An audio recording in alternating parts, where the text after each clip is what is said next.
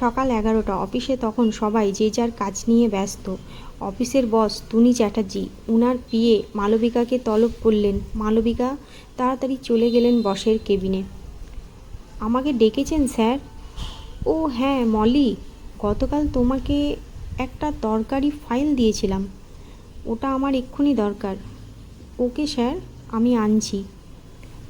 মলি মানে মালবিকা মজুমদার ফাইলটা এনে স্যারকে দিল। বলল, স্যার এটা তো? টুনির ফাইলটা খুলে দেখল, বলল, হ্যাঁ হ্যাঁ এটাই। মালবিকা বলল, আমি তাহলে আসি স্যার? না, তুমি বসো, আমার কিছু কথা আছে। বলুন স্যার।